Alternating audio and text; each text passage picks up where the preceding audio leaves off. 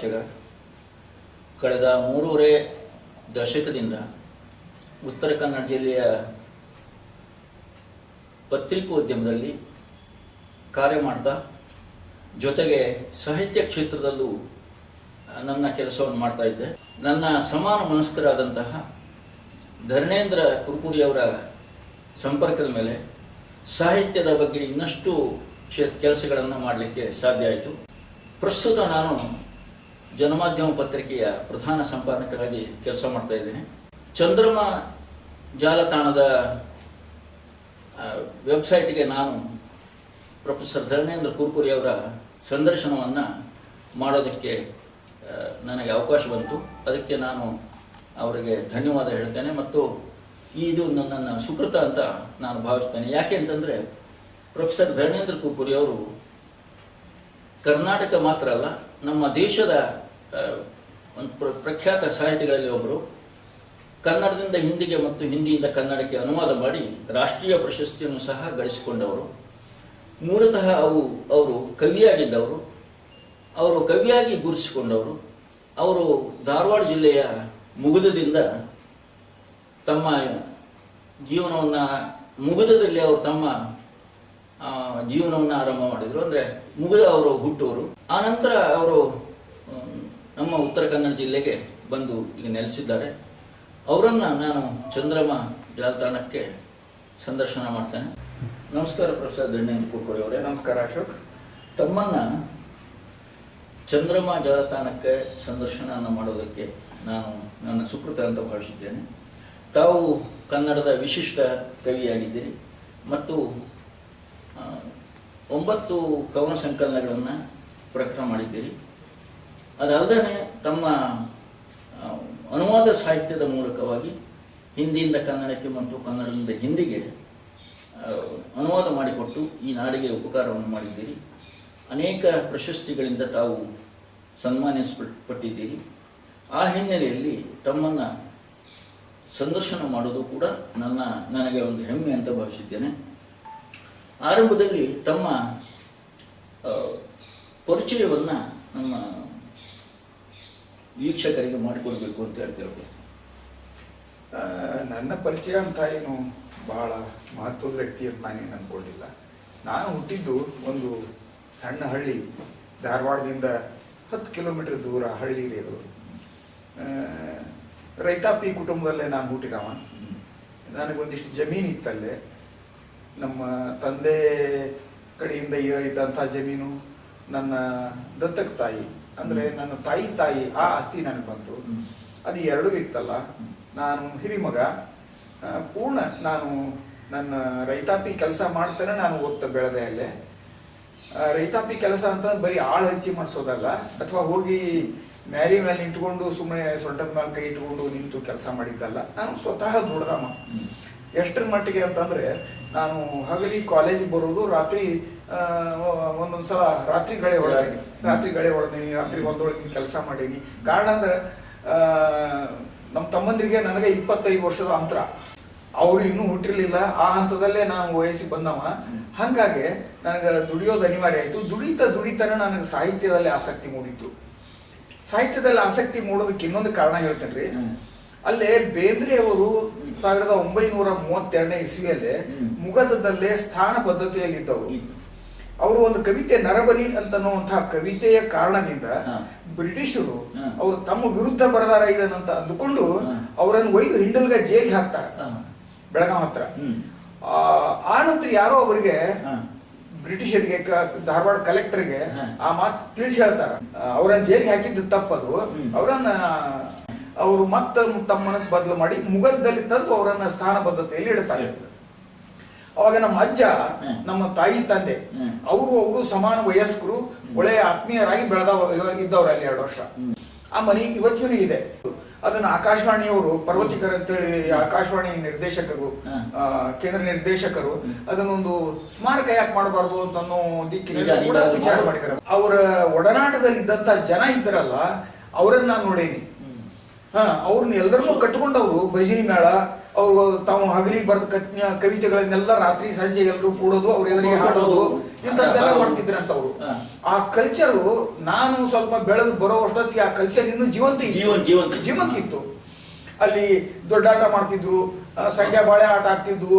ಹಿಂಗಾಗಿ ಗ್ರಾಮೀಣ ಸಂಸ್ಕೃತಿ ಆ ಸಂಸ್ಕೃತಿ ಏನಿತ್ತಲ್ಲ ಅದು ದಟ್ಟವಾದಂತದ್ದು. ಅದು ಬರೀ ಜೀವಂತ ಇತ್ತು ಅಂತ ಅನ್ನೋದಕ್ಕಿಂತ ಸಮೃದ್ಧವಾಗಿತ್ತು. ಎಷ್ಟರ ಮಟ್ಟಿಗೆ ಅಂತಂದ್ರೆ ನಮ್ಮ ಊರ್ ಪಕ್ಕಕ್ಕನ ನಮ್ಮ ಜಮೀನು, ಆ ಜಮೀನಲ್ಲೇ ನಾವು ಸುಗ್ಗಿ ಬಂತು ಅಂತಂದ್ರೆ ನಾವು ಕಣ ಮಾಡಿ ಅಲ್ಲೆಲ್ಲ ಜನ ಎಲ್ಲ ಸೇರ್ತಿದ್ವಿ. ಅಕ್ಕ ಪಕ್ಕದ ಹೊಲದವ್ರೆಲ್ಲ ಸೇರ್ತಿದ್ವಿ. ಊರೊಳಗಿಂದ ಕೆಲವು ಹುಡುಗರು, ನಮ್ಮ ವಾರಿಗೆಯವರು, ಸ್ವಲ್ಪ ನಮ್ಗಿಂತ ಹಿರಿಯರು ಕಿರಿಯರು ಎಲ್ಲರೂ ಸೇರ್ತಿದ್ವಿ. ಹೊಲದೊಳಗೆ ನಾವು ಡಪ್ಪು, ಕರಡಿ, ಮಜ್ಲಿನ ಕೆಲವು ಸಾಧನಗಳ ವಾದ್ಯಗಳನ್ನು ಇಟ್ಕೊಂಡಿದ್ವಿ ನಾವು ನಮ್ಮ ಕಣದಲ್ಲೇ. ಬೆಳದಿಂಗ್ಲಿತ್ತು ಅಂತ ನಮ್ದೊಳೆ ಚೆಲ್ಲಾಟ. ಅಲ್ಲಿ ಇನ್ನೂ 2-3 ಹೆಸರು ನಾನು ಉಲ್ಲೇಖ ಮಾಡ್ಬೇಕು. ಅಣ್ಣಪ್ಪನವ್ರು ಬಸಪ್ಪ ಅಂತ ಒಬ್ಬ ಒಳ್ಳೆ ಗೀಗಿ ಪದ ಹಾಡ. ಆಮೇಲೆ ಇನ್ನೊಬ್ಬ ಗೋಲಪ್ಪನವ್ರು ಕಲ್ಲಪ್ಪಜ್ಜ ಅಂತಿದ್ದ, ಸೀನಿಯರ್ ಮನುಷ್ಯ ಅವ್ ನಮಗ. ಏನು ಕರಡಿ ಮಜಲ್ ಬಾಸಮ, ಕರಡಿ ಮಜಲ್ ಬಾಸ ತುಂಬಾ ಚೆನ್ನಾಗಿದೆ, ಅದ್ಭುತ. ಇಡೀ ಊರು ಬರೀ ಹೊಲ ಅಷ್ಟೇ ಅಲ್ಲ, ಊರ್ ಪಕ್ಕಕ್ಕೇನ ಅಲ್ಲ ನಮ್ದು, ಇಡೀ ಊರು ಒಂಥರ ರಂಗೇರ್ ಬಿಡ್ತಿತ್ತು. ಅಷ್ಟೆಲ್ಲ ಆ ಹಿನ್ನೆಲೆಯಲ್ಲಿ ನಾನು ಬೆಳೆದವ. ಹಂಗಾಗಿ ನನಗೆ ಸಾಹಿತ್ಯದ ಕಡೆಗೆ ಒಲವು ಸಾವಕಾಶ ತಾನೇ ಬಂದದ್ದು. ಆಮೇಲೆ ಮುಂದೆ ನಾನು ಓದ್ತಾ ಇರುವಾಗ 68ರಿಂದ ನಾನು ಬರೆಯೋದಕ್ಕೆ ಆರಂಭ ಮಾಡಿದವ. ಇಡೀ ನಮ್ಮ ಜಮೀನುಗಳೆಲ್ಲ ಮಳಿ ಆದ್ರ ಆತು, ಇಲ್ಲ ಅಂದ್ರೆ ಇಲ್ಲ, ಬಂದಷ್ಟು ಭತ್ತ ಇಟ್ಕೊಂಡು ನಾವು ಇದನ್ನ ಮಾಡ್ಬೇಕು ಅಂದ್ರೆ ಅದಕ್ಕೆ ಬೆಲೆ ಇರಂಗಿಲ್ಲ. ಇಂಥ ಎಲ್ಲಾ ಕಷ್ಟದಲ್ಲಿ ಏನೇನೋ ಕನಸ್ಕೊಂಡು ಆ ರೈತ ಬೆಳಿತಾನ. ನಾನು ಒಂದ್ಸಲ ಇಲ್ಲ, ಈ ಸಲ ಭತ್ತ ಚಲೋ ಬಂದದ, ಚಲೋ ಬೆಳೆಸೇನಿ, ಅದಕ್ಕೊಂದು ಸೈಕಲ್ ತಗೊಂಡು ಹೊಸದು ನನ್ ಕನಸದು. ಅದು ಭತ್ತ ರೇಟು ಆಗ್ಲಿಲ್ಲ, ಏನಿಲ್ಲ, ಎಂತಿಲ್ಲ. ನಮ್ಮ ಅಜ್ಜಿ, ನಮ್ಮ ತಂದೆ ಇವರೆಲ್ಲ ಎಲ್ಲಿದೆ ಈ ಸೈಕಲ್ ತಗೋತೀವಿ, ಅದು ಹಳೆ ಸೈಕಲ್ ಮೇಲೆ ಓಡಾಡು ಅಂತಂದ್ರು. ಅದನ್ನ ಒರೆಸೋದು, ಅದಕ್ಕೆ ಎಣ್ಣೆ ಹಾಕೋದು, ಓಡಾಡ್ತಿದ್ದೆ. ಅವಾಗ ನನ್ನ ಕನಸು ನುಚ್ಚು ನೂರಾತಲ್ಲ. ಆ ಹಂತದಲ್ಲಿ ಒಂದು ಕನ್ನಡಿ ಅಂತ ಒಂದು ಕವಿತೆ ಬರೆದೆ ನಾನು. ಆ ಕವಿತೆ ಓದ್ಬಿಡ್ರಿ. ಕನ್ನಡಿ ಇದು ನನ್ನ ಕನಸು ನುಚ್ಚು ನೂರಾತು. ಬಹುಶಃ ಇದು ಎಲ್ಲಾ ರೈತಾಪಿ ಜನರ ಕನಸಿದು. ಧಾರವಾಡ ಪ್ಯಾಟಿಯೊಳಗೆ ಒಂದು ದೊಡ್ಡ ಕನ್ನಡಿ ಮಾರಾಟಕ್ಕೆ ಇಟ್ಟಿದ್ರು. ಅಂಗಡಿಕಾರ ಹೋಗೋ ಮಂದಿ ಕರೆದು ತನ್ನ ಕನ್ನಡಿ ಕರ ಮತ್ತು ಹೇಳ್ತಿದ್ದ. ನಾನು ಕನ್ನಡಿ ಕೈಯಾಗ ಹಿಡಿದು ಹೊಳಸಾಡಿ ನೋಡಿದೆ. ಇಡೀ ಪ್ಯಾಟಿನ ಅದ್ರ ಕಾಣಿಸ್ತಿದ್ದ. ಎದುರಿಗೆ ಇದ್ದು ದೊಡ್ಡ ದೊಡ್ಡ ಬಂಗ್ಲೆ, ಬ್ಯಾಂಕು, ಭರ್ಜರಿ ಅರ್ಬಿ ಅಂಗಡಿ, ದಾರ್ಯಾಗ ಹಾದಾಡೋ ಬಸ್ಸು, ಕಾರು, ಸೈಕಲ್ ಸಹಿತ ಕಂಡು. ಇಷ್ಟೆಲ್ಲ ನಾನು ಕೈಯಾಗ ಕಂಡು ಖುಷಿ ಪಟ್ಟೆ, ಕುಣಿದಾಡಿದೆ, ಅಂಗಡಿಕಾರನ ಕೊಂಡಾಡಿದೆ. ಕಿಸೆಯದೊಳಗಿನ ಎಲ್ಲಾ ರೊಕ್ಕ ಕೊಟ್ಟು ಕನ್ನಡಿ ಕೊಂಡೆ. ಒಂದು ಧೋತ್ರ ಸುತ್ತಿ ಗಂಟು ಕಟ್ಟಿ ಬಗಲೊಳಗೆ ಹಿಡ್ಕೊಂಡೆ. ಎದಿ ಸೆಟಿಸಿ ನಮ್ಮೂರಿಗೆ ಹೊಂಟೆ. ಇಡೀ ಧಾರವಾಡ ಪ್ಯಾಟಿನ ನನ್ನ ಗಂಟಿನೊಳಗ ಹೆಡಮುರುಗಿ ಕಟ್ಟಿದ್ದೆ.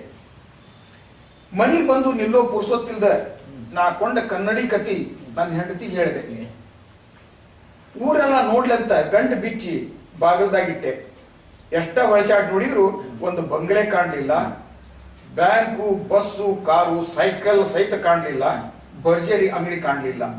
ಕಂಡದ್ದು ಬಡಕೆತ್ತು, ಜೋಲ್ ಮಾರಿ ರೈತರು, ಹರಕಂಗಿ ಹುಡುಗರು, ಮುರುಕ್ ಮನಿಗಳು.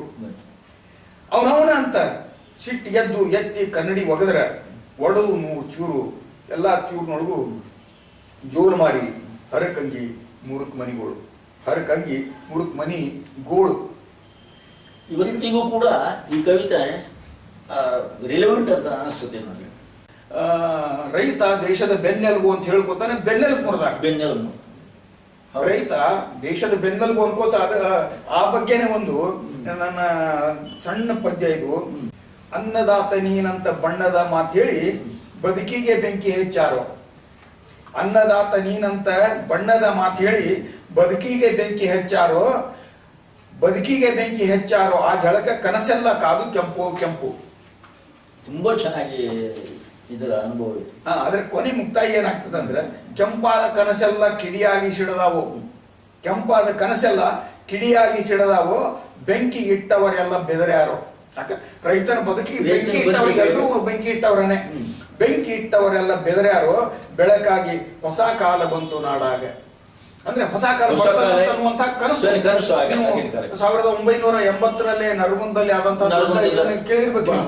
ಅಸಹಾಯಕ ಸ್ಥಿತಿ, ಏನು ಮಾಡ್ಲಿಕ್ಕೆ ರೈತನ ಈ ದೇಶದ ರೈತನ ಆ ಕಾರಣಕ್ಕೆ ನಾನು ಒಬ್ಬ ರೈತ ಆಗಿರೋದ್ರಿಂದ ನನ್ನ ಕಾವ್ಯದಲ್ಲೂ ಕೂಡ ಆ ರೈತ ಸಂವೇದನೆ ಬರೋದಕ್ಕೆ ಮೂಲ ಕಾರಣ ಸ್ವತಃ ನಾನು ಅನುಭವಿಸಿದ್ದು, ಇನ್ನೊಬ್ಬರ ಸೆಕೆಂಡ್ ಹ್ಯಾಂಡ್ ಅನುಭವ ಅಲ್ಲ ನಂದು. ನನಗೆ ಈ ಹಿನ್ನೆಲೆಯಿಂದ ನಾನು ಬರೀತಾ ಇರೋದ್ರಿಂದ ನನಗೆ ರೈತ ಸಂವೇದನೆ, ನನ್ನ ಭಾಷೆ, ನನ್ನ ಪ್ರತಿಮೆಗಳು ಇವೆಲ್ಲ ಅದೇ ರೀತಿ ಬರ್ತಾವ. ತಮ್ಮ ಕವಿತೆಗಳಲ್ಲಿ ಗ್ರಾಮೀಣ ಭಾಷೆ, ಗ್ರಾಮೀಣದ ಪ್ರತಿಮೆಗಳು, ಪ್ರತೀಕಗಳನ್ನ ಬಳಸೋದಕ್ಕೆ ಇದೇ ಕಾರಣ ಅಂತ. ಹೌದು, ಇದೇ ಕಾರಣ. ಅದು ನಾನು ಆರಂಭದ ದಿನಗಳನ್ನು ಹೇಳಬೇಕು ಅಂತಂದ್ರೆ ಸುಮಾರು 66-68ನೇ ಇಸ್ವಿಯಲ್ಲಿ ನಾನು BA ಓದ್ತಾ ಇದ್ದಾಗ ನಾನು ಅಲ್ಲಿ ರೈತಾಪಿ ಕೆಲಸ ಮಾಡೋದು, ಕಾಲೇಜ್ ಬರೋದು, ರಾತ್ರಿ ಕೆಲಸ ಮಾಡೋದು, ಹಗಲಿ ಕಾಲೇಜ್ ಬರೋದು, ಇದನ್ನೆಲ್ಲ ಮಾಡ್ಕೋತ ನಾನು ಇದ್ದಾಗ ಬರವಣಿಗೆ ಆಸಕ್ತಿ ಹುಟ್ಟಿತಲ್ಲ. ಆಕಾಶವಾಣಿಯಲ್ಲೇ ಕರ್ನಾಟಕ ಕಾಲೇಜಿನ ಎದುರಿಗೇನೆ ಆಕಾಶವಾಣಿ, ಅಲ್ಲಿ ಸುಮ್ಮನೆ ಒಳಗೆ ಹೋಗೋದು, ಅಲ್ಲಿ ಒಂದಷ್ಟು ಜನರಿಗೆ ಪರಿಚಯ ಮಾಡ್ಕೊಂಡೆ. ಜಿ ಸಿದ್ದಾಪುರ್ ಅಂತಿದ್ರು, ಸ್ವಲ್ಪ ಕ್ಷೀಣಾಗಿತ್ತು. ನಮಗೆ ಬೇಂದ್ರೆ ಅವರ ಪ್ರಭಾವ ಸ್ವಲ್ಪ ಅಲ್ಲೇ ನಮ್ಮ ಹಳ್ಳಿ ಇರೋದ್ರಿಂದ, ಆ ಹಾಡುಗಳು ಅವೆಲ್ಲ ಇರೋದ್ರಿಂದ ಬೇಂದ್ರೆ ಅವರ ಹಾಡುಗಳನ್ನು ಹಾಡುವವರು ಇದ್ರಲ್ಲಿ ನಮ್ಮ ಊರಲ್ಲಿ ಹಳೆ ಜನ. ಆ ಕಾರಣದಿಂದ ನಾನು ಬರೆಯೋದಕ್ಕೆ ಗೀತೆಗಳನ್ನು ಬರೆಯೋದಕ್ಕೆ ಶುರು ಮಾಡಿದೆ. ರಾಷ್ಟ್ರಭಕ್ತಿ ಗೀತೆ, ಭಾರತ ಬಂಟರ ಕೆಚ್ಚದೆ ನೆತ್ತರು ಬರಿದೆ ಅದು ಜಯದಾಕ್ಷರ ಅಂತ ಹೇಳಿ ಅವಾಗ 65ರಿಗೆ ಚೈನಾ ಆದ ನಂತರ ಇಂಥ ಗೀತೆಗಳನ್ನು ಬರೆಯೋದಕ್ಕೆ ಶುರು ಮಾಡಿದೆ. ಆಮೇಲೆ ವಯಸ್ಸಲ್ಲ ಒಂಥರ ಪ್ರಣಯ ಪ್ರೀತಿ ಅಂತ ಅನ್ನೋದು ಇದ್ದೇ ಇರ್ತಿತ್ತು. ಅವಾಗ ಸಾಗಿ ಬಂದೆ ಹೃದಯ ಹೂವೆ ನಿನ್ನ ನಗಲಿ ದೂರ ದೂರ, ಈ ರೀತಿ ಸುಮಾರು ಒಂದು 40 ಮೇಲೆ ಕವಿತೆಗಳು ನಾನು ಇಲ್ಲ. ಅದು ನನ್ನ ದುರಾದೃಷ್ಟ ಅಂತಂದ್ರೆ ನಾನು ಬದುಕಿನ ಓಡಾಟದಲ್ಲೇ ಹೋರಾಟದಲ್ಲೇ ಅವು ಬರೆಯೋದು, ಆಕಾಶವಾಣಿ ಕೊಡೋದು. ಮತ್ತೆ ಅಲ್ಲೇ ಕೇಶವ್ ಗುರಮ್ ಅಂತಿದ್ರು, ಅನುರಾಧ ಧಾರೇಶ್ವರ್ ಅವರೆಲ್ಲ ನನ್ನ ಭಾವಗೀತೆಗಳನ್ನು ಹಾಡ್ಯಾರ. ಅವಾಗ ವಾರದ ಹೊಸ ಹಾಡು ಅಂತ ಬರ್ತಿತ್ತು, ಪುಷ್ಪಾಂಜಲಿ ಅಂತ ಬರ್ತಿತ್ತು, ರಾಷ್ಟ್ರಭಕ್ತಿ ಗೀತೆಗಳನ್ನ ಅವರು ಕವಿಗಳ ಕಡೆಯಿಂದ ಬರ್ತಿದ್ರು. ಹಂಗಾಗಿ ನಾನು ಭಾವಗೀತೆಯಿಂದ ಆರಂಭ ಮಾಡಿದವ. ಆನಂತರ ಸಾವಕಾಶ ನಾನು ಯಾವಾಗ BA ಓದ್ತಾ ಇರುವಾಗ ಸಿದ್ಲಿಂಗ್ ಪಟ್ನ ಶೆಟ್ಟರ್ ಬಂದ್ರೆ ಅಲ್ಲೇ ಸಿರ್ಸಿ ಕಾಲೇಜಿಂದ, ಈಗ ನಾನೇನು ಸೇವೆ ಸಲ್ಲಿಸಿದೆ, ನಿವೃತ್ತಿ ಒಂದೇ, ಅದೇ ಕಾಲೇಜಿನಿಂದ ಅವರು ಅಲ್ಲಿ ಕಾಲೇಜ್ ಬಂದ್ರು. ಚಂಪಾ ಅವರಿದ್ರು, ಚಂದ್ರಶೇಖರ್ ಪಾಟೀಲ್ ಇದ್ರು, ಅವರು ಒಡನಾಟ ಬಹಳ ಆಪ್ತವಾಗಿ ಬೆಳೀತು. 64ಕ್ಕೆ ಸಂಕ್ರಮಣ ಶುರುವಾಗಿತ್ತು. ಧಾರವಾಡ ವಲಯದಲ್ಲಿ ಒಂದು ಹೊಸ ಗಾಳಿನೇ ಶುರುವಾಗಿತ್ತು. ಆ ಸಂಕ್ರಮಣದ ಜೊತೆಗೆ ಹೊಸ ಗಾಳಿನೇ ಶುರು. ಒಂದು ರೀತಿಯಿಂದ ನಾವು ಸಂಕ್ರಮಣದ ಜೊತೆಗೆ ನಾವು ಬೆಳೆದವು. ಅದಕ್ಕೆ ನಾನು ಚಂಪಾ ಅವರನ್ನಾಗ್ಲಿ, ಸಿದ್ಲಿಂಗ್ ಪಟ್ನಿ ಶೆಟ್ಟಿ ಅವರು, ಗಿರಡ್ಡಿ ಅವರು, ಇವರು ತ್ರಿಮೂರ್ತಿಗಳೇನಿದಾರಲ್ಲ ಅಲ್ಲಿ, ಆ ತ್ರಿಮೂರ್ತಿಗಳ ಪ್ರಭಾವ ಬಹಳ ಒಳ್ಳೆ ಪ್ರಭಾವ ಬೀರಿತ್ತು. ಆಗ ಬರೆಯುವಂತವ್ರು ನಾನು, ಸಿದ್ಲಿಂಗ ದೇಸಾಯಿ ಅಂತ ಒಬ್ಬ, HS ಭೀಮನಗೌಡ್ರ ಅಂತ, ಅವರಿಬ್ರು ಇಲ್ಲ ಈಗ. ನಾವು ಈ 3 ಜನ ಧಾರವಾಡದಲ್ಲೇ. ಈ ಕಡೆಗೆ ಹಾವೇರಿ ಕಡೆಗೆ ಇವರೆಲ್ಲ ನಮ್ಮ ಸರ್ಜು ಕಾಟ್ಕರ್, ನಮ್ಮ ಸತೀಶ್ ಕುಲಕರ್ಣಿ, ಇನ್ನೊಬ್ರು ಪದ್ಮರಾಜ್ ಅಂತ ಹೇಳಿ. ಪ್ರತಿಮೆಗಳನ್ನು ಹೆಂಗ್ ಬೆಳೆಸ್ಕೊಂಡು ಹೋಗ್ಬೇಕು ಅಂತ ಅನ್ನೋದನ್ನ ನಾವು ಬರೆದ ಕವಿತೆಯನ್ನು ಎದುರಿಗೆ ಇಟ್ಕೊಂಡು ಈ ಪ್ರತಿಮೆಯನ್ನು ಹೆಂಗ್ ಬೆಳೆಸ್ಕೊಂಡು ಹೋಗ್ತಮ್ಮ ನೀನು ಅಂತ ಅನ್ನೋದನ್ನ ಬಹಳ ಚಂದಾಗಿ ವಿವರಣೆ ಮಾಡ್ತಿದ್ರು ಚಂಪಾ ಅವರು. ಹಂಗಾಗಿ ಇವತ್ತಿಗೂ ಚಂಪಾ ಅವ್ರ ಜೊತೆಗಿನ ನನ್ನ ಒಡನಾಟ ನನ್ನ ಅಗದಿ ಹಿರಿಯಣ್ಣ ಇದ್ದಂಗ ಅಂತೇಳಿ ಅವ್ರ ಜೊತೆಗೆ ಇರ್ತೀನಿ. ಮತ್ತು ಅವರು ಅಷ್ಟೇ ಪ್ರೀತಿಯಿಂದ ಎಷ್ಟು ಸಲ ನಮ್ಮ ಮನೆಗೆ ಬಂದಾರೆ, ಎಷ್ಟು ಸಲ ನಮ್ಮ ವೈಯಕ್ತಿಕ ಕಾರ್ಯಕ್ರಮಕ್ಕೂ ಕೂಡ ಅವರು ಹಾಜರಿರ್ತಾರೆ. ತಮ್ಮ ಮೊದಲ ಕವನ ಸಂಕಲನ ಹರಕು ಪುಸ್ತಕ, ಅದು 1972 ನಂತರ, ಅದರಲ್ಲಿ ಏನು ಶಂಕರ ಮೊಕಾಶಿ ಪುಣೇಕರ್ ಮುಂದಲ್ಲಿ ಹೇಳಿದರು, ತಮ್ಮ ಕಾವ್ಯದ ಬಣಿಯನ್ನ, ತಮ್ಮ ಕಾವ್ಯದ ಧ್ವನಿಯನ್ನ, ರೂಪಕಗಳನ್ನು ಬಳಸಿರುವುದನ್ನ ಅವರು ಏನು ತಮಗೆ ತೋರಿಸಿಕೊಟ್ಟರು ಅಥವಾ ಹೇಳಿದರು. ಅದು ಮುಂದೆ ಹೇಗೆ ತಮಗೆ ಸಹಾಯಕವಾಗಿ? ಅವು ಅದೇ ಹಂತದಲ್ಲೇ ನಾವೀಗ ಚಂಪಾ ಅವರು ಮತ್ತು ಸಿದ್ಲಿಂಗ್ ಪಟ್ಟಿ ಒಡನಾಟದಲ್ಲಿ ಬಂದವಲ್ಲ, ಪ್ರತಿಮೆಗಳನ್ನ ಬೆಳೆಸೋದನ್ನ ಬಹಳ ಚಂದಾಗಿ ಇವರು ಹೇಳ್ತಾ ಇದ್ದಾರೆ. ಯಾವುದೇ ಪ್ರತಿಮೆ ತಗೊಂಡೋಗ್ಲಿ, ಕುಡುಗೋಲು, ಕೊಡ್ಲಿ, ಕುಂಟಿ, ಇಂಥ ಅಲ್ಲೇ ಆ ಪ್ರತಿಮೆಗಳನ್ನ ಸರಿಯಾಗಿ ಬಳಸುವಂತ ಔಚಿತ್ಯ ಬಂತು ನನಗೆ. ಹಂಗಾಗಿ ಅದೇ ಈ ರೀತಿಯೊಳಗೆ ಬೆಳ್ಕೊಂಡು ಬಂದೆ. ಬಟ್ ನನ್ನ ಅನುಭವಗಳು ಬದಲಾಗ್ತಾ ಬಂದಂಗೆ, ಮನುಷ್ಯ ಬೆಳೆದಂಗೆ ನಾನು ಅವಾಗ ರೈತರ ನಡುವೆ ಇದ್ದೆ, ನಾನೇ ರೈತ ಆಗಿದ್ದೆ, ನಡುವೆ ಇದ್ದೆ ಅಂತ ಆ ಸಂವೇದನೆ ಬರ್ತಾ ನಾನು ಹೊರಗೆ ಬಂದೆ. ಇವತ್ತು ನೋಡ್ತೇನೆ, ನಾನು ಅನುಭವಿಸ್ತಾ ಇಲ್ಲ. ಆದ್ರೆ ಅವಾಗ ಸ್ವತಃ ಅವತ್ತು ಅನುಭವಿಸಿದ್ದು ನನ್ಗೆ ಗೊತ್ತಿದೆ ನನಗೆ. ಆದ್ರೆ ಅವತ್ತಿನ ತೀವ್ರತೆ ಏನದಲ್ಲ, ಆ ತೀವ್ರತೆ ಬಹುಶಃ ಇವತ್ತು ಕಡಿಮೆ ಆಗಿ ಆಗ್ತದೆ. ಸಹಜ ಅದು, ಸಹಜ. ಮನುಷ್ಯ ಉಪವಾಸ ಇದ್ದಾಗ ಅವನ ಮಾನಸಿಕತೆ ಬೇರೆ, ಅವನು ಹೊಟ್ಟೆ ತುಂಬಿತು ಅಂತಂದ್ರೆ ಅವನ ಮಾನಸಿಕತೆ ಬೇರೆ. ಪ್ರೇಮಚಂದ್ರ ಒಂದ್ ಕಡೆಗೆ ಒಂದ್ ಮಾತು ಹೇಳ್ತಾರೆ, ಸೋನೆ ಕಿ ಥಾಲಿ ಮೇ सूखी रोटी डालने से वे पुड़िया नहीं बनती. ನೀವು ಬಂಗಾರದ ತಾಟೊಳಗೆ ನೀವು ಕಟಕ ರೊಟ್ಟಿ ಹಾಕಿದ್ರೆ, ಒಣ ರೊಟ್ಟಿ ಹಾಕಿದ್ರೆ ಅದು ಹೋಳಿಗೆ ಆಗುದಿಲ್ಲ, ಪುರಿ ಆಗುದಿಲ್ಲ. ಹಂಗ ಅಲ್ಲಿ ಬದುಕು ಹಂಗಿರ್ತಿತ್ತು. ಮುಂದೆ ಬೆಳಗ್ನಲ್ಲಿ ಒಂದು ಕವಿತೆ ನಮ್ಗೆ ಬರ್ತದ, ಗುಲ್ಮೋಹರ್ ಅಂತ ಹೇಳಿ. ಅಲ್ಲೇ ನನ್ನ ಕನಸುಗಳು, ನಾವು ಅಲ್ಲಿಂದ ಕನಸುಗಳನ್ನ ಕಟ್ಕೊಂಡು ಬಂದವ. ಕನಸಿಲ್ಲ ಅಂತ ನಾವು ಕವಿನೇ ಅಲ್ಲ. ಆಮೇಲೆ ಅವ ಬೆಳೆಯೋದು ಇಲ್ಲ, ಕನಸಿಲ್ಲ ಅಂತ ಬೆಳೆಯೋದು ಇಲ್ಲ. ಮತ್ತೆ ಇನ್ನೊಂದು ಕವಿತೆ ಏನದಲ್ಲ, ನನ್ನ ಪ್ರಕಾರ ಅನುಭವಜನ್ಯ ಆಗಕ್ಕೆ ಹೊರತು ಬರೀ ಅಧ್ಯಯನಜನ್ಯ ಆಗ್ಬಾರ್ದು. ಅಧ್ಯಯನಜನ್ಯ ಅಲ್ಲ, ಅಧ್ಯಯನ ಇರ್ಲಿ, ಅಧ್ಯಯನ ಬೇಕೇ ಬೇಕು, ಇಲ್ಲ ಆದ್ರೆ ಅನುಭವಜನ್ಯ ಕವಿತೆ ಏನದಲ್ಲ, ಅದು ಜೀವಂತ ಕವಿತೆ ಆಗ್ತದ. ಆ ಕವಿತೆ ಬದುಕಿಗೆ ಮುಖಾಮುಖಿಯಾಗಿ ನಿಲ್ತದ. ಅದು ಅದು ಮುಖಾಮುಖಿಯಾಗಿ ನಿಲ್ತದ ಬದುಕಿಗೆ. ಈ ಗೋಲಮೋರ್ ಪ್ರತಿಮೆ ಇಟ್ಕೊಂಡು ನಾನು ಹಳ್ಳಿಯಿಂದ ಬಂದವ, ಆ ಕನಸುಗಳನ್ನ ಹೊತ್ಕೊಂಡು ಬರ್ತೀನಿ. ಅಲ್ಲೇ ಒಂದು ಪ್ರತಿಮೆ ಹೆಂಗ್ ಬೆಳೀತದ ಅಂತಂದ್ರೆ, ತಂದ ಅದನ್ನೊಂದು ಗುಲ್ಮೋರ್ ಇದ್ರೊಳಗ ಹಸ್ತಾನ ಅದನ್ನ, ಆ ಕನಸು ಒಂದು ಪಾಟ್ನೊಳಗ ಒಳಗೆ ಇಡ್ತಾನ, ಡ್ರಾಯಿಂಗ್ ರೂಮ್ ನೊಳಗ. ಅಲ್ಲಿ ಆ ಕನಸು ಸರಿ ಬೆಳೆಯುದಿಲ್ಲ, ಡ್ರಾಯಿಂಗ್ ರೂಮ್ ನೊಳಗ ಏನಿಲ್ಲ. ಇದು ಬಹುಶಃ ಇದು ಸರಿ ಬೆಳೆಯೋಲ್ಲ, ಇದನ್ನ ಹೊರಗೆ ಕಂಪೌಂಡ್ ಹೊರಗೆ ಹಚ್ಚೋಣ, ಕಂಪೌಂಡ್ ಒಳಗೆ, ಕಂಪೌಂಡ್ ಮನಿ ಎದುರಿಗೆ ಕಂಪೌಂಡ್ ಒಳಗೆ ಅಲ್ಲಿ ಹಸ್ತಾನ. ಅಲ್ಲಿ ಹಗರ್ಕ ಬೆಳೀತದ. ಬೆಳೆದ ಮೇಲೆ ಎಲ್ಲ ಆಂಟಿನಾ ಇವು ಎಲ್ಲ ವಿದ್ಯುತ್ ವೈರ್ಗಳು ಅವೆಲ್ಲ ಅಡೆತಡೆ ಶುರು ಆಗ್ತಾವ. ಇದು ಸರಿಯಾಗುದಿಲ್ಲ ಅಂತ ಹೇಳಿ ಕಡಿಗೆ ಒಯ್ದು ಹೊರಗೆ, ಕಂಪೌಂಡ್ ಹೊರಗೆ ಬೀದಿ ಆಚೆ ನಡ್ತಾನ. ಅದು ಅಗದಿ ಸಮೃದ್ಧವಾಗಿ ಬೆಳೀತದ.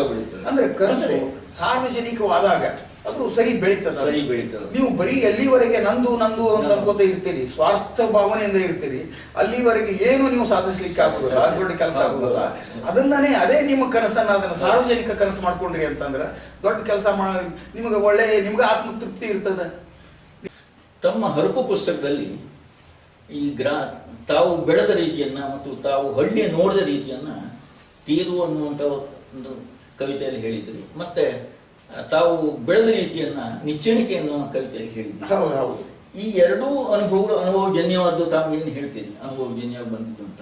ಹೀಗೆ ತಾವು ಬೆಳೀತಾ ತಾವು ಬಂಡಾಯದ ಹೇಗೆ ನನ್ನ ಕಾವ್ಯದ ಧೋರಣೆ ಬಂಡಾಯನೇ, ಎರಡು ಮಾತಿಲ್ಲ. ನಾನು ಅಗದಿ ರೊಚ್ಚಿಗೆದ್ದ ಬರಲ್ಲ, ಆದ್ರೆ ಬಂಡಾಯ ಗುಂಪಿನಲ್ಲಿ ನಾನು ಗುರುತಿಸ್ಕೊಂಡಿಲ್ಲ. ಹೌದು, ತಾವು ಎಲ್ಲೂ ಬಂಡಾಯದ ಕಾರಣಗಳು. ನಾನು ಹಾನಗಲ್ ಕಾಲೇಜ್ ಪ್ರಿನ್ಸಿಪಾಲ್ ಆಗಿದ್ದೆ. ವ್ಯವಸ್ಥೆ ಭಾಗವಾಗಿದ್ದಾಗ ಸ್ವಲ್ಪ ವ್ಯವಸ್ಥೆ ವಿರುದ್ಧ ನಿಲ್ಲೋದು ಬಹುಶಃ ನನ್ನ ಆಗಿನ ಪರಿಸ್ಥಿತಿಗೆ ವೈಯಕ್ತಿಕ ಪರಿಸ್ಥಿತಿಗೆ ಅಷ್ಟು ನನಗೆ ಸಾಧ್ಯ ಆಗದೆ ನಾನು ಬಂಡಾಯದಲ್ಲಿ ಗುರುತಿಸ್ಕೊಂಡಿಲ್ಲ.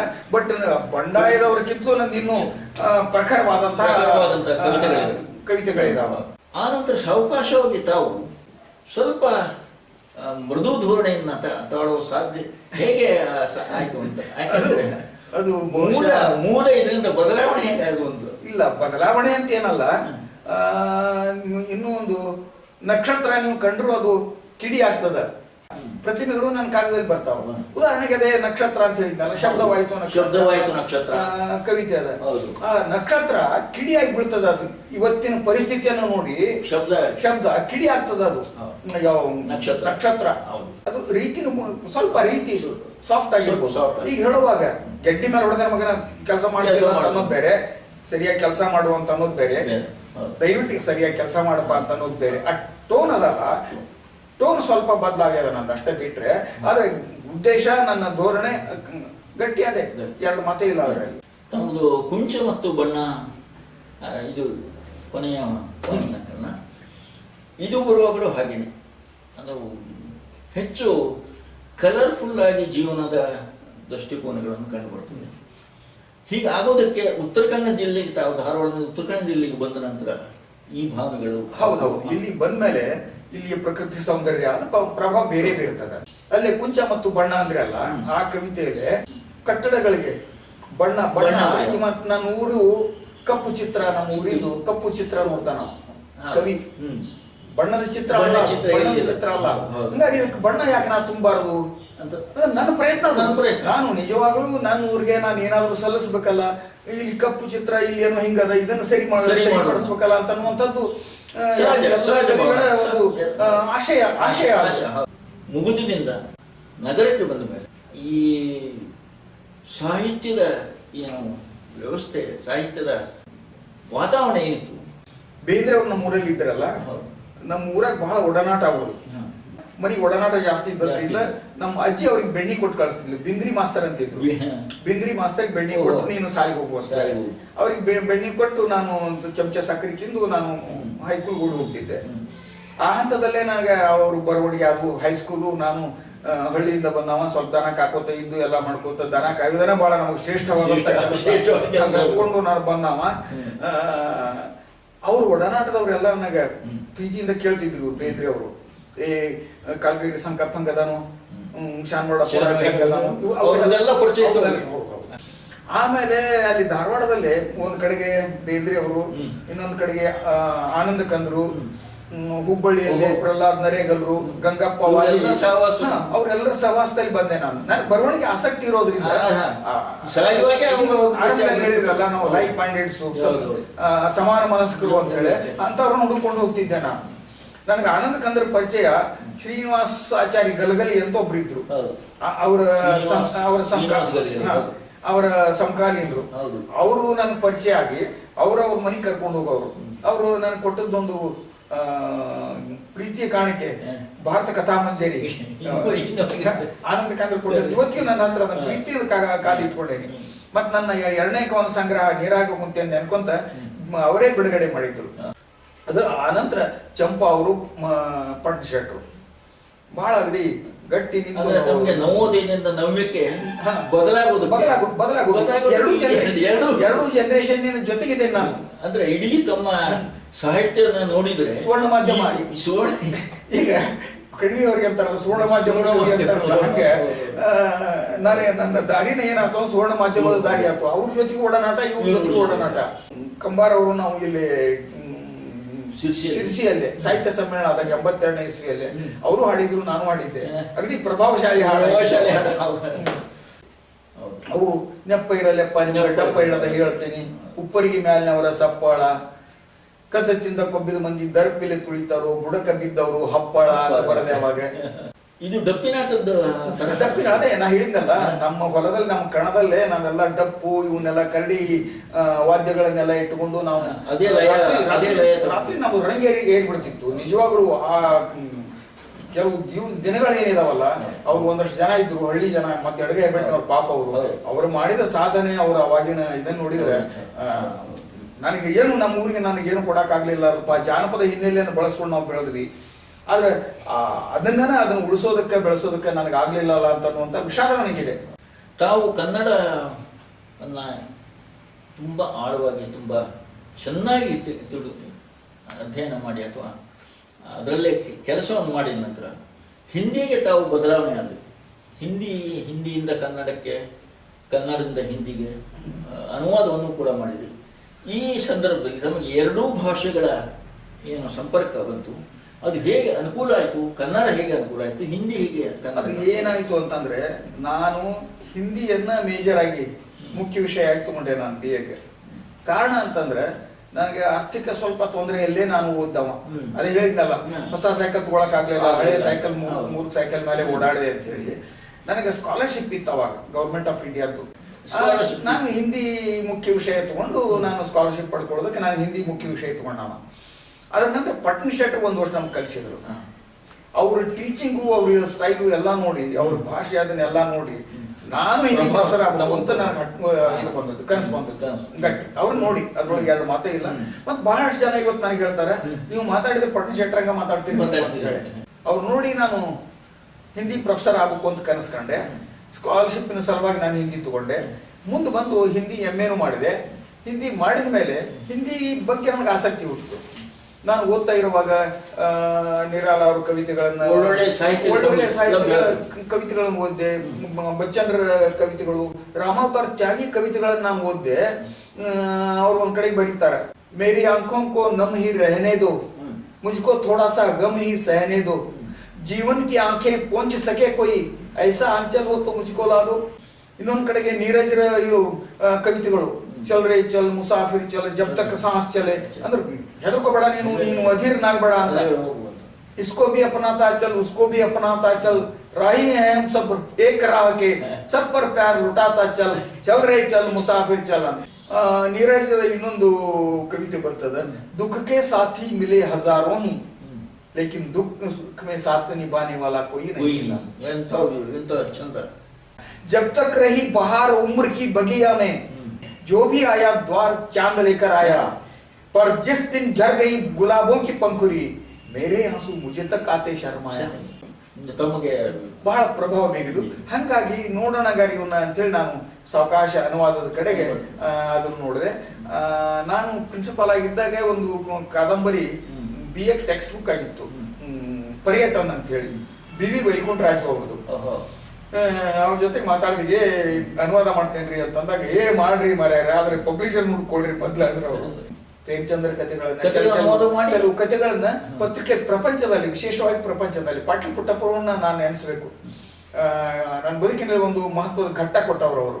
ನಾನು ನೆಹರು ಕಾಲೇಜ್ಗೆ MA ಮುಗಿಸ್ತಾ ನೆಹರು ಕಾಲೇಜ್ಗೆ ಅವಾಗ ಬಂದೆ. ನಾನು ಅಲ್ಲಿ ಮಧ್ಯಾಹ್ನ, ಬೆಳಗಿನ ಕಾಲೇಜ್ ಅದು, ಮಧ್ಯಾಹ್ನ ಮೇಲೆ ಖಾಲಿ ಇರ್ತಿದ್ದೆ. ಖಾಲಿ ಟೈಮ್ ಏನ್ ಕಳೆಯೋದು ಅಂತ ಹೇಳಿ ಪಾಟೀಲ್ ಪುಟ್ಟಪ್ಪನವರು ಹುಬ್ಬಳ್ಳಿಯಲ್ಲಿ ಪ್ರಪಂಚದ ಸಹಾಯಕ್ಕಾಗಿ ನಾನು ಇಟ್ಕೊಂಡ್ರು. ಅವಾಗ ಅವ್ರು ರಾಜ್ಯಸಭೆ ಸದಸ್ಯರು. ಹಂಗಾಗಿ ಅನುವಾದದ ಗ್ರಿಪ್ ಅಲ್ಲಿ ಬಂದಿತ್ತು. ಇಲ್ಲಿ ವೃತ್ತಿಗೆ ಅವಾಗ ಬಂದೆ. ನಾನು ಬಂದಾಗ BV ವೈಕುಂಠರಾಜ್ ಅವ್ರನ್ನ ಕೇಳಿದೆ, ನಿಮ್ ಕಾದಂಬರಿ ಅನುವಾದ ಮಾಡ್ತೇನ್ರಿ ಅಂತ ಹೇಳಿ. ಅವ್ರು ಆ ಮಾತ್ರ ಹೇಳಿದ್ರು. ಚಂಪಾ ಅವರ ಕವಿತೆಗಳನ್ನ ಸೀತಾಯಣ ಅಂತ ಮಾಡಿದೆ. ಆಮೇಲೆ ಮೂರ್ನಾಕುಡು ಚಿನ್ನಸ್ವಾಮಿ ಅವರ ಕವಿತೆಗಳನ್ನ ಅಂಗಾರ್ಕಿ ಚೋಟಿಪರ್ ಅಂತ ಮಾಡಿದೆ. ಆಮೇಲೆ ಓಂ ನಮೋ ಶಾಂತಿನಾಥ್ ದೇಸಾಯಿ ಓಂ ನಮೋ, ಲಂಕೇಶ್ವರ ಕಲ್ಲು ಕರಗೋ ಸಮಯ ಮಾಡಿದೆ. ಬಹಳಷ್ಟು ಕನ್ನಡದ ಕೃತಿಗಳನ್ನ ಬಸವರಾಜ ಸಾದರ್ ಅವರು ತಪ್ಪದಂಡ ಮಾಡಿದೆ. ಜುರ್ಮಾನ, ವೆಂಕಟೇಶ್ ಮಾಚಕ್ನವರದ ಬೇರುಗಳು ಮಾಡಿದೆ. ಈಗ ಇತ್ತೀಚೆ ಬಸವರಾಜ್ ಕಟ್ಟಿಮನಿಯವರು ಜ್ವಾಲಾಮುಖಿ ಮೇಲೆ ಮಾಡಿದೆ. ದೊಡ್ಡ ಕಾದಂಬರಿ ಅದು. ಮತ್ ನಾ ಮಾಡಿದಂಗ ನನಗ ಏನು ಗುರುತಿಸುವಂತದ್ದು ಇದಾಗಬೇಕಲ್ಲ, ಅದು ಬಂದೇ ಬಂತ ನನಗೆ ಆಜ್ಕಿ ಕನ್ನಡ ಕವಿತಾನೆ ಅಂತ ಹೇಳಿ 32 ಕವಿಗಳನ್ನ ಆಯ್ಕೆ ಮಾಡಿ 64 ಕವಿತೆಗಳನ್ನ ಅನುವಾದ ಮಾಡಿ ಒಂದು ಸಂಗ್ರಹ ಮಾಡಿದೆ. ಅದು ಕನ್ನಡದ್ದು ಹಿಂದಿಗೆ ಅನುವಾದ ಮಾಡಿದೆ. ಅದರಲ್ಲೇ ಕಣ್ವಿಯವರು ಮತ್ತು ಶಿವರುದ್ರಪ್ಪನವರನ್ನು ಹಿಡ್ಕೊಂಡು ಕೊನೆವರೆಗೆ ಕಂಬಾರರಿದ್ದಾರೆ, ಚಂಪಾವರಿದ್ದಾರೆ, ಪಟ್ನಿಶೆಟ್ಟರ್ ಇದ್ದಾರೆ, KV ತಿರುಮಲೇಶ್ ಇದ್ದಾರೆ, ಎಲ್ಲಿವರೆಗೆ. ಉದಾಹರಣೆಗೆ ನಮ್ಮ ಪ್ರಜ್ಞಾ ಮತ್ತಿಹಳ್ಳಿ ಅವಾಗ ಬರೀಲಿಕ್ಕೆ ಶುರು ಮಾಡಿದ್ದು, ಒಂದೇ ಕವನ ಸಂಗ್ರಹ ಬಂದಿತ್ತು. ಅಲ್ಲಿವರೆಗೆ 64 ಕವಿತೆಗಳನ್ನ ನಾನು ಕನ್ನಡದ ಒಂದು ಮುಖ್ಯವಾದಂತಹ ಅನುವಾದ ಮಾಡಿದೆ. ಅಂದ್ರೆ ಪ್ರಸ್ತುತ ಕಾವ್ಯದ ಸ್ವರೂಪ ಹಿಂದಿಯವ್ರಿಗೆ ಗೊತ್ತಾಗಲಿ ಅಂತ ಅನ್ನೋ ದೃಷ್ಟಿಯಿಂದ ಪುಸ್ತಕ ಮಾಡಿದ್ದೆ. ನನಗೆ ಏನ್ ದೊಡ್ಡ ಹೆಸರು ಮಾಡ್ತದ ಅಂತ ಅನ್ನುವಂತ ಕಲ್ಪನೆನೂ ಕೂಡ ನನಗೇನಿರ್ಲಿಲ್ಲ. ಅಕಸ್ಮಾತ್ ಒಂದು ರಿಜಿಸ್ಟರ್ಡ್ ಲೆಟರ್ ಬಂತು, ನಿಮ್ಮ ಪುಸ್ತಕಕ್ಕೆ ಕೇಂದ್ರೀಯ ಹಿಂದಿ ನಿರ್ದೇಶನಾಲಯದ ರಾಷ್ಟ್ರೀಯ ಪುರಸ್ಕಾರ ಘೋಷಣೆ ಆಗ್ಯದ ಅಂತ ಹೇಳಿ. ಅವತ್ತದ್ರ ಮೊತ್ತ ಬರೀ 25,000 ರೂಪಾಯಿ ಇತ್ತು. ಇವತ್ತದು ಸುಮಾರು ಲಕ್ಷಗಟ್ಟಲೆ ಆಗ್ಯದ. ಶಂಕರ್ ದಯಾಳ್ ಶರ್ಮಾ ಅವರೇ ಪ್ರಶಸ್ತಿ ಪ್ರದಾನ ಮಾಡಿದ್ರು ರಾಷ್ಟ್ರಪತಿ.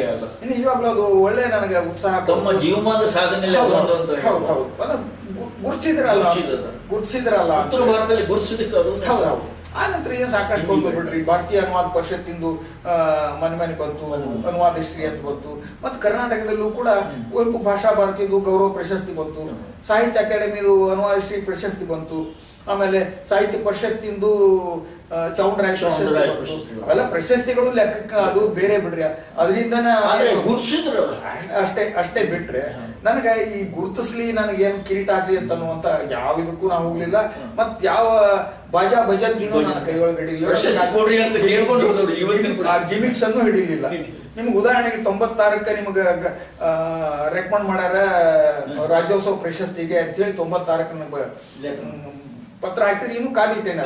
ಲೀಲಾವತಿ ಆರ್ ಪ್ರಸಾದ್ ಅವರಿದ್ರ ಅವಾಗ ಕನ್ನಡ ಸಂಸ್ಕೃತಿ ಇಲಾಖೆ ಮಂತ್ರಿ. ನಾನು ಬೇಡ, ಈ ಹಂತದಲ್ಲಿ ಬೇಡ ಅಂತ, ಯಾಕಂದ್ರೆ ರಾಷ್ಟ್ರಪತಿ ಪ್ರಶಸ್ತಿ ಬಂದಿರೋ ಇದು ಆಜ್ಕಿ ಕನ್ನಡ ಕವಿತಾ ಹಾಗೆ ಅದನ್ನ ಇಟ್ಕೊಂಡು ಅವರು ರೆಕಮೆಂಡ್ ಮಾಡಿದ್ರೆ ಕಾಣಿಸ್ತದ. ನಾನು ಬಯೋಡೇಟಾ ಕೊಡ್ಲಿಲ್ಲ, ಏನು ಕೊಡ್ಲಿಲ್ಲ ನಾನು ಅವಾಗ, ಹಂಗೆ ಉಳಿದು ಹೋಗ್ತದ. ಹಿಂದಿಯಿಂದ ಕನ್ನಡಕ್ಕೆ ತಾವು ಏನು ಅನುವಾದ ಮಾಡಿದ್ರೆ ಅದ್ರಲ್ಲಿ ತಾವು ಯಾವುದು ತಮಗೆ ತುಂಬಾ ಚೆನ್ನಾಗಿ ಹಿಡಿಸಿತು? ಎರಡು ಬಹಳ ಮುಖ್ಯವಾದಂಥವು ಹೇಳ್ತೇನೆ ರೀ. ನಿರಾಲ ಅವರ ಜೀವನ ಚರಿತ್ರೆ ಮಾಡಿದೆ, ಅದು ರೂಟೀನ್ ಬಿಡ್ರಿ, ಅದು ಸಾಮಾನ್ಯವಾದಂಥದ್ದು. ಕಲಿಕತೆ ವಾಯಾ ಬೈಪಾಸ್ ಅಂತ ಹೇಳಿ ಡಾಕ್ಟರ್ ಅಲ್ಕಾ ಸರಾವಗಿ ಅವರ ಕಾದಂಬರಿ ಅದು. ಇವರು ಕಲ್ಕತ್ತಾದವರು. ಬಹಳ ಅದ್ಭುತ ಕಾದಂಬರಿ. ಹೊಸ ತಂತ್ರಗಾರಿಕೆಯನ್ನ ಆ ಕಾದಂಬರಿಯಲ್ಲಿ, ಬರವಣಿಗೆಯ ಹೊಸ ತಂತ್ರಗಾರಿಕೆ ಅದು. ಆ ಕಾದಂಬರಿಯನ್ನು ಬಹಳ ಖುಷಿ ಕೊಟ್ಟದ್ದು. ಅನುವಾದ ಬಹಳ ಜನ ಕೇಳಿದ್ರು, ಬಹಳ ಟಫ್ ಅನುವಾದ ಇದನ್ನ ಹೆಂಗ್ ಮಾಡಿದ್ರಿ ಅಂತ ಹೇಳಿ. ಏನೋ ಮಾಡಿದೆ ನಾನು. ಕೆಲವು ಸ್ವಾತಂತ್ರ್ಯ ತಗೋಬೇಕಾಗ್ತದ. ಇಂಗ್ಲಿಷ್ ನಲ್ಲೇ ಒಂದು ಗಾದೆ ಮಾತಿದೆ ರೀ ಅನುವಾದಕ್ಕೆ ಸಂಬಂಧಪಟ್ಟಂಗ. Translation is like a woman, translation is like a woman. If faithful not beautiful, if beautiful not faithful. ಆಮೇಲೆ ಮೊನ್ನೆ ಮೋಹನ್ ದಾಸ್ ಉದಯ್ ಪ್ರಕಾಶ್ ಅವರ ಮೋಹನ್ ದಾಸ್ ಅನುವಾದ ಮಾಡಿದ ಕಿರುಕಾದಂಬರಿ, ನೀಳಗತೆ ಅಂತಂದ್ರಿ ಅಥವಾ ಕಿರುಕಾದಂಬರಿ ಅಂದ್ರಿ. ಕನ್ನಡದಿಂದ ಹಿಂದಿಗೆ ಇದರಲ್ಲೇ ಲಂಕೇಶರ ಕತೆ ಮತ್ತು ಕಥೆಗಳು, ಕಲ್ಲು ಕರ್ಗೋ ಸಮಯ ಮತ್ತು ಓಮಣಮು, ಇವೆರಡು ಬಹಳ ಖುಷಿ ಕೊಟ್ಟು. ತಪ್ಪದಂಡ ಒಳ್ಳೆ ವಿಮರ್ಶೆಗಳು ಬಂದಾವ. ಅಂಗಾಕಿ ಚೋಟಿ ಪರ್ ಒಳ್ಳೆ ವಿಮರ್ಶೆಗಳು ಬಂದಾವ ಹಿಂದಿ ಬೆಲ್ಟ್ ನಲ್ಲಿ. ಈಗ ಜ್ವಾಲಾಮುಖಿ ಮೇಲೆ ಇತ್ತೀಚೆ ಬಂದದ್ದು ಜ್ವಾಲಾಮುಖಿ ಪರ್, ಈಗ ವಿಮರ್ಶೆ ಬರ್ತಾ ಇದಾವ. ಈ ಪ್ರಾದೇಶಿಕ ಭಿನ್ನತೆಗಳಿದ್ರೆ ಅಥವಾ ಭಾಷಾ ಭಿನ್ನತೆಗಳಿದ್ರೆ ಅದನ್ನ, ಆ ಸವಾಲುಗಳನ್ನು ಹೇಗೆ ತಾವು ಎದುರಿಸಿದ್ರಿ? ಭಾಷೆ ಏನದಲ್ಲ, ಈ ಸಂಭಾಷಣೆಯಲ್ಲಿ ಆಡು ಭಾಷೆಯನ್ನ, ಆಯಾ ಪ್ರದೇಶದ ಆಡು ಭಾಷೆಯನ್ನ ಬಳಸ್ತಾ ಇದ್ರು ಅಂತ ಹೇಳಿ. ನನಗೆ ಆಡು ಭಾಷೆ ಮೇಲೆ ಸಂಪೂರ್ಣ ಹಿಡಿತ. ಮತ್ತು ನನ್ನ ಕಾವ್ಯದಲ್ಲೂ ಕರ್ತಲಾಮಲಕ ನಾನು ಆಡು ಭಾಷೆಯನ್ನ ಬಳಸ್ಯಾನ. ನಾನು ಮಾತಾಡೋದು ಕೂಡ ನನ್ನ ಭಾಷೆ ಇವತ್ತು ಇಲ್ಲಿ ಬಂದು 30-40 ವರ್ಷ ಆದ್ರೂ ಕೂಡ ಭಾಷೆ ಬದಲಾಗಿಲ್ಲ. 66-68ರಿಂದ ಬರೀಲಿಕ್ಕೆ ಶುರು ಮಾಡಿದೆ ನಾನು. ಈ ಸಂದರ್ಭ ಅಲ್ಲಿ ಪುಸ್ತಕ ಪ್ರಕಟ ಆದದ್ದು 72ಕ್ಕೆ ಬಂದ. ವಿಸ್ತಾರವಾದಂತಹ ಒಂದು ಏನು ಅನುಭವ ಇದೆ, ಇದನ್ನ ಇಟ್ಟುಕೊಂಡು ತಾವು ಈಗೇನಾದ್ರೂ ಬರೀಲಿಕ್ಕೆ ಇದೆಯೇ? ಬರೀಲಿಕ್ಕೆ ನಾನು ಅಷ್ಟೇ ಅಲ್ಲ, ಒಂದು ತಮಗೂ ಇಂದ ಒಂದು ಟಿವಿ ಸಂದರ್ಶನದಲ್ಲೂ ಕೂಡ ನಾನು ಹೇಳಿದ ಮಾತಿದೆ. ಬೇಲಿ ಬಯಲು ಅಂತ ಒಂದು ಕಾದಂಬರಿ ಬರೆಯೋಣ ಅಂತ ಹೇಳಿ ಆರಂಭ ಮಾಡಿದೆ. ಸುಮಾರು 60% ಮುಗಿಸಿದೆ ಅದನ್ನ. ಅಂದ್ರೆ ಅದು ನನ್ನ ಕಥೆನೆ, ನಮ್ಮೂರ್ ಕಥೆನೆ ಅದು. ನಮ್ಮೂರ್ ಕಥೆನೆ. ಅಂಕಣ ಬರಹಗಳನ್ನ ಮಾಡಿದ್ರಿ, ವಿಡಂಬನಾತ್ಮಕವಾದಂತಹ ಅಂಕಣ ಬರಹ ಅದು ಪುಸ್ತಕವಾಗೇ ಬಂತು. ಅಲ್ಲೇ ಅದು ವಿಡಂಬನಾತ್ಮಕ ಅಂದ್ರೆ ಬಹಳ ಒಂಥರ ಚಾಟಿ ಏಟೆ ಅದಾವ ಅದ್ರೊಳಗೆ, ನೇರ. ತಮ್ಮ ಸಾಧನೆಯಲ್ಲಿ ತಾವು ಆಸ್ಟ್ರೇಲಿಯಾಕ್ಕೆ ತಮ್ಮ ಮಗನ ಮನೆಗೆ ಹೋದಾಗ ಅಲ್ಲಿ ಒಂದು ಕನ್ನಡ ಶಾಲೆಯನ್ನ ಆರಂಭ ಮಾಡಿದೆ. ಹೌದು. ಇದು ತಮ್ಮ ಜೀವನ ಚರಿತ್ರೆಯಲ್ಲಿ ಇದೆ. ಈ ಒಂದು ಅನುಭವನ ತಾವು ಅಲ್ಲಿ ಹೋದಾಗ ಏನಾಯ್ತು ಅಂದ್ರೆ, ನಮ್ಮ ಮೊಮ್ಮಗಳು 1-2-3 ಫ್ರೆಂಚ್ ಶಬ್ದಗಳನ್ನ ಸಣ್ಣ ಒಳಗಳು. ಅಲ್ಲೇ ಸ್ಕೂಲ್ ಆಫ್ ಲ್ಯಾಂಗ್ವೇಜಸ್ ಅಂತ ಒಂದು ಸ್ಕೂಲ್ ಅದ ಅಲ್ಲಿ. ಇಂಗ್ಲಿಷ್ ಎಲ್ಲಾ ದೇಶದ ಭಾಷೆಗಳನ್ನ ಕಲಿಸ್ತಾರ. ಅಲ್ಲೇ ನಾವು ಅದನ್ನ ಮಾತಾಡ್ತಾ ಇರುವಾಗ, ಹಂಗಾರೆ ಇಂಡಿಯಾದ ಯಾವ ಭಾಷೆ ಕಲಿಸ್ತಾರ ಅಂತ ನಾವು ಇಣಿಸಿ ಹಾಕಿದಾಗ ಯಾವ ಭಾಷೆನೂ ಇರ್ಲಿಲ್ಲ. ಅವಾಗ ನನ್ನ ಮಗನಿಗೆ ಕೆಲವು ಸ್ನೇಹಿತರು ಇಂಡಿಯನ್ಸ್ ಏನಿದ್ರಲ್ಲ, ಇಂಡಿಯನ್ಸ್ ವಿಶೇಷವಾಗಿ ಕನ್ನಡಿಗರೆಲ್ಲ ಸೇರಿಸಿ ಅಲ್ಲಿ ಒಂದು ಸ್ಕೂಲ್ ಯಾಕೆ ಸ್ಟಾರ್ಟ್ ಮಾಡಬಾರ್ದು ಅನ್ನೋ ವಿಚಾರ, ಒಂದು ಅವಕಾಶ. ಇಂಟಾ ರಂಪ್ ಅಂತ ಲೇಡಿ ಅವಳು, ಅದ್ರ ಮುಖ್ಯಸ್ಥೆ, ಸ್ಕೂಲ್ ಆಫ್ ಲ್ಯಾಂಗ್ವೇಜಸ್ ಮುಖ್ಯಸ್ಥೆ ಅವಳು ಹಿಡಿದು ಬಹಳ ಉತ್ಸಾಹದಿಂದ ಅವರು ಕನ್ನಡ ಶಾಲೆ ಆರಂಭ ಮಾಡಿದ್ರು. ಅನುವಾದ ಕ್ಷೇತ್ರದಿಂದ ಒಳ್ಳೇದಾಗಿದೆ ಅಂತ ಅನಿಸ್ತು ಅಥವಾ ಅನುವಾದಕರನ್ನ ಒಳ್ಳೇದಾಗಿ ನೋಡಿದ್ದಾರೆ ಅಂತ ಅನಿಸ್ತದೆ? ಇಲ್ಲ, ನಿಮ್ಗೆ ನಾವು ನೋಡಿಲ್ಲ ಅಂತ ನಾವು ಹೇಳೋದಕ್ಕಾಗುದಿಲ್ಲ. ಮತ್ತೆ ಸಿಗಬೇಕಾದಷ್ಟು ನನಗಂತೂ ನಾನು ಮಾಡಿದ ಕೆಲಸಕ್ಕೆ ಪ್ರತಿಫಲ ನನಗೇನು ಸಿಗಬೇಕಾಗಿರಲ್ಲ, ಅದು ಸಿಕ್ಕದ. ಮತ್ತು ನಾನು ಯಾವುದಕ್ಕೂ ಬೆನ್ನ ಹತ್ತಿಲ್ರಿ ಅಷ್ಟೇ. ನಾನು ನನ್ನ ಪಾಡಿಗೆ ನನ್ನ ಕೆಲಸ ಮಾಡ್ತಾ ಹೋಗೀನಿ. ಮತ್ತು ನನಗೆ ತೃಪ್ತಿ ಅದ. ನನಗೆ ಸಿಗಬೇಕಾದಂಥ ಮಾನ ಸನ್ಮಾನ ಸಿಕ್ಕದ. ಅನುವಾದ ಸೃಜನಶೀಲತೆಯನ್ನು ಬೇಡ್ತದೆಯೋ? ಹೌದು, ನಿಮ್ಗೆ ಅನುವಾದಕ್ಕೆ ಅದು ಕ್ರಿಯೇಟಿವ್. ನನಗೆ ಶಾಂತಿನಾಥ್ ದೇಸಾಯಿ 2ನೇ ದರ್ಜೆ ಅಂತ ಇವತ್ತು ಅದಿಲ್ಲ. ನನಗೆ ಶಾಂತಿನಾಥ್ ದೇಸಾಯಿ ಒಂದ್ಸಲ ಮಾತಾಡ್ತಾ ಇರುವಾಗ ಅವ್ರದ್ದು ಪತ್ರನೇ ಇರ್ಬೇಕು ನನ್ನ ಕಡೆಗೆ, ಹಾಗೆ ಬರ್ದಿದ್ರು ಅವರು. ನಾನು ಸೃಜನಶೀಲ ಬರವಣಿಗೆ ಜೊತೆಗೆ ಅನುವಾದವನ್ನು ಮಾಡ್ತಾ ಇದ್ದೀನಿ ಅಂತ ಅವ್ರಿಗೆ ಪತ್ರ ಬರ್ದಿದ್ದೆ ನಾನು. ಏನ್ ಮಾಡ್ತಾ ಇದ್ದೀವಿ ಈಗ ಅಂತ ಕೇಳಿದಾಗ ನಾನು ಹಂಗೆ ಬರೆದಾಗ ಇಮಿಡಿಯೇಟ್ ಉತ್ತರ ಬರ್ದಿದ್ರು ಅವರು. ಈ ಅನುವಾದನೂ ಕೂಡ ಸೃಜನಶೀಲ, ಅದು ನಿನ್ನ ಕಲ್ಪನೆ, ನಿನ್ನ ಮಾತು ತಪ್ಪದು ಅಂತ ಹೇಳಿ ಹೇಳಿದ್ರು ಅವರು. ಅಂದ್ರೆ ಅನುವಾದಕ್ಕೆ ಸೃಜನಶೀಲತೆ ಇಲ್ಲ ಅಂತಂದ್ರೆ ಅನುವಾದ ಮಾಡೋದಕ್ಕೆ ಆಗುದಿಲ್ಲ, ಸರಿಯಾದ ಶಬ್ದ ಸಿಗುವುದು. ಉದಾಹರಣೆಗೆ ನಮ್ಮ ಚಂಪಾವರ ಕವಿತೆಗಳನ್ನ, ಮೂಡ್ನಾಕುಡು ಚಿನ್ನಸ್ವಾಮಿ ಕೆಲವು ಕವಿತೆಗಳನ್ನ ನಾನೇನು ಅನುವಾದ ಮಾಡ್ತೇನಲ್ಲ, ಮೂಲ ಕವಿಯ ಮೂಲ ಲೇಖಕನ ಸಂವೇದನೆಯ ನನ್ನ ಸಂವೇದನೆ ಆಗ್ಬೇಕದು. ಅಂದ್ರೆ ಮಾತ್ರ ನಾನು ಅದನ್ನ ಅನುವಾದ ಮಾಡ್ತೇನೆ ಹೊರತು ನನಗೆ ಆ ಸಂವೇದನೆ ನಂದು ಆಗದೆ ಇದ್ರೆ ನಾನು ಅನುವಾದ ಮಾಡೋದು. ಸೃಜನಶೀಲತೆ ಮುಖ್ಯ ಆಗ್ತದೆ. ವೀಕ್ಷಕರಿಗೆ ತಾವು ಏನು ಸಂದೇಶವನ್ನ ಕೊಡೋದಕ್ಕೆ ಇಷ್ಟಪಡ್ತೀವಿ? ಸಂದೇಶ ಕೊಡುವಷ್ಟು ದೊಡ್ಡ ಮನುಷ್ಯ ನಾನಲ್ಲ ಅಂತ ನಾನು ಅಂದ್ಕೊಂಡಿದ್ದೀನಿ. ಹೌದ್ರಿ, ಬದುಕು ಯಾವಾಗ್ಲೂ ನಾವು ಸಕಾರಾತ್ಮಕವಾಗಿ ನಾವು ವಿಚಾರ ಮಾಡ್ಕೋತಾನೆ ಮುಂದೆ ಹೋಗ್ಬೇಕು. ನಾವು ಸ್ವಾವಲಂಬಿಗಳಾಗಿ ಇನ್ನೊಬ್ಬರ ಕಡೆ ನಾವು ಕಣ್ಣು ಹಾಸ್ತಾ ನಮ್ಮ ಪಾಡಿಗೆ ನಾವು ಬದುಕೋದನ್ನ ನಾವು ಕಲ್ತ್ರೆ ನಮ್ಮ ದೇಶ ಸುಭಿಕ್ಷವಾಗಿರ್ತದಂತ ನಾನು ಅಂದ್ಕೊಂಡಿದ್ದೀನಿ. ನನಗೆ ಸಿಗೋ ಸಿಕ್ಕ ನಾನು ಮಾಡಿದಷ್ಟು ನನಗೆ ಸಿಕ್ಕ. ಮತ್ತೆ ಈ ನಮ್ಮ ಸಮಾಜ ಮತ್ತು ನಮ್ಮ ಪ್ರಕೃತಿ ಏನದಲ್ಲ, ನಾವು ಮಾಡಿದ್ದನ್ನು ಎಂದೂ ಇಟ್ಕೊಳ್ಳೋದಿಲ್ಲ. ನಾವು ಮಾಡಿದ್ದ ನಮ್ಮ ಸಮಾಜ ಆಗ್ಲಿ, ನಮ್ಮ ಜನ ಸುತ್ತಮುತ್ತಲಿನ ಪರಿಸರ ಆಗ್ಲಿ, ನಾವು ಏನ್ ಮಾಡಿರ್ತೇವಿ ಅದನ್ನ ರಿಟರ್ನ್ ಕೊಟ್ಟೆ ಕೊಡ್ತೇವೆ. ಅದ್ರ ಪೇಷನ್ಸ್ ನಮಗೆ ಸ್ವಲ್ಪ ಸಂಯಮ ಬೇಕು, ಆ ಕಾಲ ಬೇಕು. ತಾವು ಸಾಹಿತ್ಯ ಸಂಘಟನೆ ಕಟ್ಟಿಕೊಂಡು ಸನ್ಮತಿ ಸಾಹಿತ್ಯ ಪೀಠ ಅಂತ ಅನೇಕ ಒಳ್ಳೊಳ್ಳೆಯ ಲೇಖಕರನ್ನು ಕರೆಸಿ ಇಲ್ಲಿ ಕೆಲಸವನ್ನು ಮಾಡಿದ್ವಿ.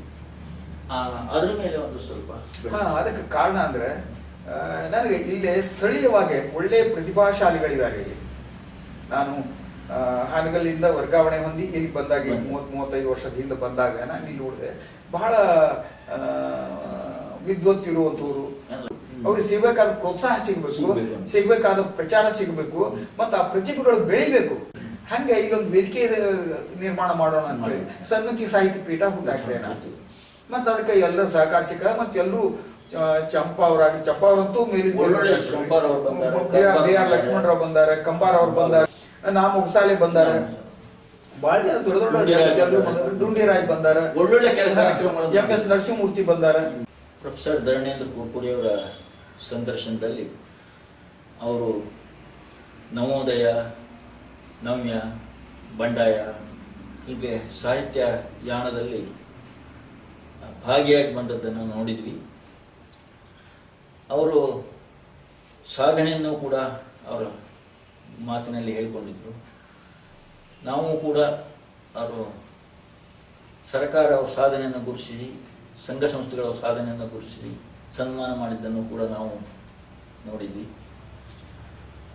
ಈ ಹಿನ್ನೆಲೆಯಲ್ಲಿ ಅವರು ನಮಗೆ ಒಂದು ಎಸೆಟ್ ಆಗಿ, ಸಮಾಜಕ್ಕೆ ಎಸೆಟ್ ಆಗಿದ್ದಾರೆ ಅಂತ ಕಂಡು ಬರ್ತದೆ. ಕೊನೆಯದಾಗಿ ಅವರು ಒಂದು ಕವಿತೆಯನ್ನು ಹೇಳಿ ನಮ್ಮ ವೀಕ್ಷಕರಿಗೆ ಹೇಳಿ ನಮ್ಮ ಸಂದರ್ಶನ ಮುಕ್ತಾಯ ಮಾಡಬೇಕು ಅಂತ ಹೇಳಿ ಕೇಳೋದು. ಇದು ನನ್ನ ನೀರಾಗ ಕುಂತೆಯನ್ನು ನೆನ್ಕೊಂತ ಸಂಗ್ರಹದೊಳಗಿನ ಕವಿತೆ. ಕಚ್ಚು ಕಚ್ಚು ಅಂದ್ರೆ ಒಂದು ಕಲೆ ಅಂತ ಹೇಳ್ತೇವಲ್ಲ, ಗಾಯದ ಕಲೆ ಅಂತ ಹೇಳ್ತೇವಲ್ಲ, ಹಂಗೆ ಇದನ್ನ ನಮ್ಮ ಗುರುಗಳು ಡಾಕ್ಟರ್ MM ಕಲಬುರ್ಗಿ ಅವರು ಬಹಳ ಇದನ್ನು ಪ್ರೀತಿ ಮಾಡ್ತಿದ್ರು. RC ಹಿರೇಮಠ ಅವರು ಕೂಡ ಇದನ್ನು ಬಹಳ ಪ್ರೀತಿ ಮಾಡ್ತಿದ್ರು. ಯಾವ ಸಂದರ್ಭದಲ್ಲಿ ಬರೆದಿದ್ದು? ಇದು ನನ್ನ ವಯಸ್ಸಿನಲ್ಲಿ ಅಗದಿ ಜವಾನಿಯಲ್ಲೇ ಬರೆದಂತಹ ಒಂದು ಕವಿತೆ ಇದು. ಕಚ್ಚು. ನಿನ್ನ ಮ್ಯಾಗೆ ಕವಿತೆ ಬರಿಬಾರ್ದಂತ ಕದ ಹಾಕೊಂಡು ಕೋಲ್ಯಾಕ್ ಕುಂತ್ರ ಕಿಟಕ್ಯಾಗ ಹಾದು ಕನ್ನಡ ಕಾಣ್ತಿದಿ. ನಿನ್ನ ಮ್ಯಾಗೆ ಕವನ ಬರಿಬಾರ್ದಂತ ಕದ ಹಾಕೊಂಡು ಕೋಲ್ಯಾಕ್ ಕುಂತ್ರು ಕಿಟಕ್ಯಾಗ ಹಾದು ಕನ್ನಡ ಕಾಣ್ತಿದಿ. ಕನ್ನಡಿನ ತೆಗಿಬೇಕಂತ ಕೈಯಾಗ ಹಿಡಿದ್ರೆ ಜಾರಿ ಬಿದ್ದು ಒಡೆದು ಕಂಡಾಪಟ್ಟಿ ತುಣುಕು. ಎಲ್ಲಾ ತುಣಿಕೆನಾಗೂ ನಿಂದ ಮಾರಿ ಅಷ್ಟು ತುಣುಕು ಬಳಕೊಂಡು ಬೇಲ್ಯಾಗ ಒಗಿಬೇಕಂದಾಗ ಕೈಗೆ ಕಾಜ ನಟ್ಟು ಬಳ ಬಳ ನೆತ್ರ. ಅಷ್ಟು ತುಣುಕು ಬಳಕೊಂಡು ಬೇಲ್ಯಾಗ ಒಗಿಬೇಕಂದಾಗ ಕೈಗೆ ಕಾಜ ನಟ್ಟು ಬಳ ಬಳ ನೆತ್ರ. ಗುದುಮುರಿಗೆ ಹಾಕಿ ಗಾಯ ಮಾಡಿಸ್ಕೊಂಡು ಕಚ್ಚು ಮಾತ್ರ ಇನ್ನೂ ನಿಚ್ಚಳ. ಬಹಳ ಬ್ಯೂಟಿಫುಲ್ ಕವಿತೆ ಇದು. ತಮ್ಮ ಸಂದರ್ಶನಕ್ಕೆ ನಾನು ಭಾಗಿಯಾಗಲಿಕ್ಕೆ ಅವಕಾಶ ಮಾಡಿಕೊಟ್ಟಂತಹ ಚಂದ್ರಮ ತಂಡರು ಮತ್ತು ಸಹಕರಿಸಿದಂತಹ ಗಾಮ ತುಂಬೆ ಮನೆಯವರಿಗೂ ಮತ್ತು ತಮ್ಮ ಕುಟುಂಬದವರಿಗೂ ವಂದನೆ ಹೇಳ್ತೇನೆ. ನಮಸ್ಕಾರ. ನಮಸ್ಕಾರ.